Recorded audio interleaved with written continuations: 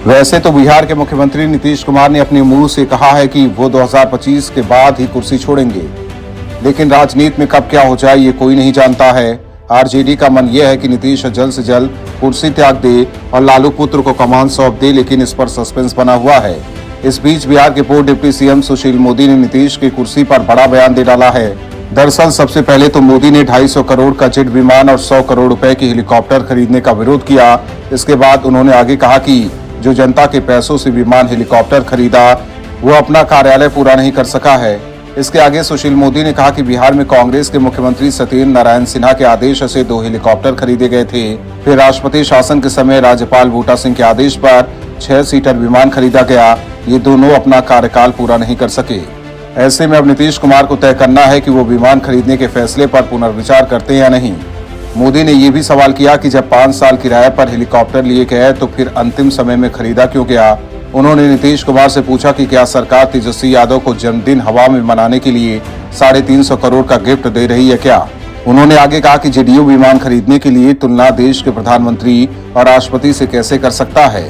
सुशील मोदी ने नीतीश कुमार पर हमला बोलते हुए कहा कि देश के पीएम और राष्ट्रपति अलग अलग देशों में जाते हैं, इसलिए उन्हें विमान की जरूरत होती है। मुख्यमंत्री एक राज्य से दूसरे राज्य में बहुत कम जाता है, जबकि नीतीश कुमार तो वो भी नहीं जाते हैं, फिर विमान क्यों खरीदा गया। वहीं सुशील मोदी ने नीतीश और तेजस्वी पर हमला बोल बिहार की सियासत को गरमा दिया है। माना जा रहा है कि विमान पर बवाल इतना जल्दी शांत होने वाला नहीं लग रहा है। ब्यूरो रिपोर्ट, न्यूज चौक। महाराष्ट्र में सत्ता के लिए हिंदुओं की भावनाओं के साथ खेलने वाले पूर्व सीएम उद्धव ठाकरे की अकल अब ठिकाने आ रही है। हिंदू विरोधी कांग्रेस और एनसीपी के साथ मिलकर जो उन्होंने षड्यंत्र रचा था, उसका भांडा फूटते ही उद्धव होश में आने लगे हैं। वैसे तो उद्धव ठाकरे और उनकी वाली शिवसेना पूरी तरह कंगाल हो चुकी है। अब उनके पास ऑफिस तक नहीं बची है। ऐसे में ठाकरे के पास शिंदे पर निशाना साधने के अलावा कुछ नहीं बचा है। इसी क्रम में एक बार फिर वो शिंदे गुट से टकरा गए। इस बार पूर्व सीएम उद्धव ठाकरे और शिंदे गुट की ओर से राज्य सरकार में दीपक मंत्री की सरकार के बीच महाराष्ट्र विधान परिषद की उपसभापति नीलम गोरे के चैम्बर में टकराव हो गया। सूत्रों की मानिए तो महाराष्ट्र विधान परिषद की उपसभापति नीलम गोरे के चैम्बर में उद्धव ठाकरे ने मंत्री दीपक केसरकर से कई सवाल किए।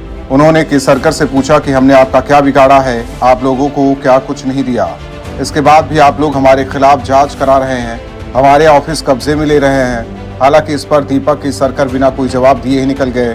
दरअसल मामला ये है कि शिवसेना के उद्धव ठाकरे और महाराष्ट्र के मुख्यमंत्री एकनाथ शिंदे की अगुवाई वाले विरोधी धड़े बुधवार को दक्षिण मुंबई में बीएमसी में पार्टी के कार्यालय में आपस में भिड़ गए।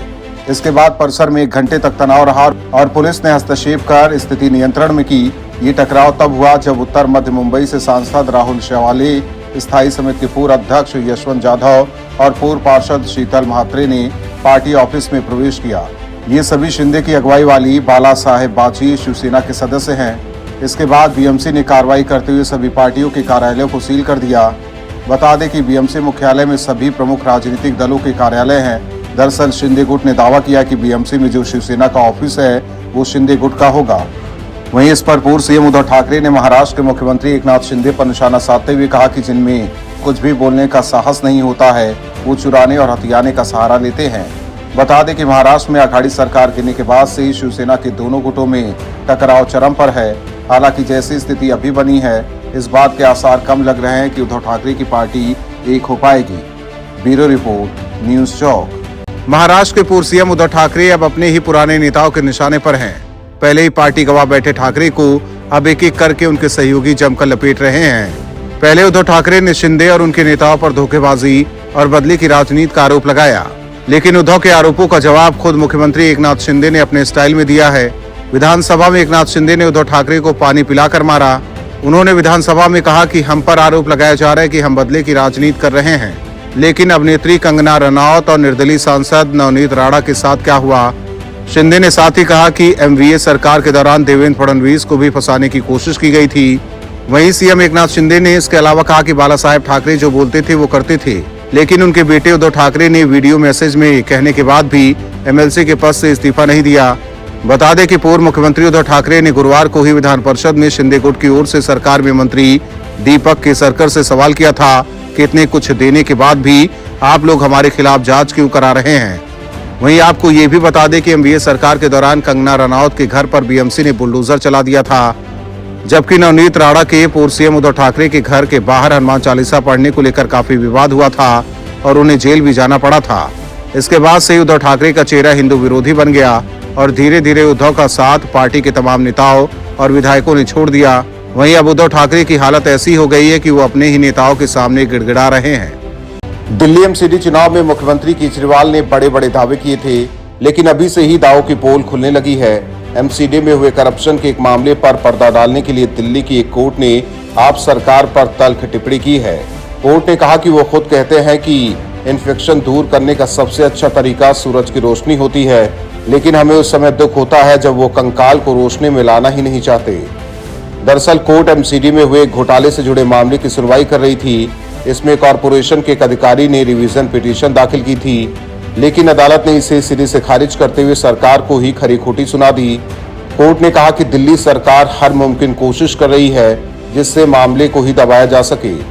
उनके वकील कहते हैं कि इस मामले को और ज्यादा तवज्जो देने की जरूरत नहीं, लेकिन कोर्ट को ऐसा बिल्कुल नहीं लगता।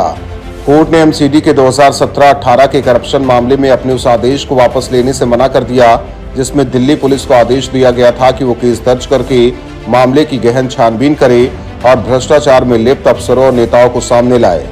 कोर्ट का कहना था कि एडिशनल पब्लिक प्रोसिक्यूटर हर मुमकिन कोशिश कर रहे हैं कि मामले पर पर्दा डाला जा सके, लेकिन ऐसा होने नहीं वाला है।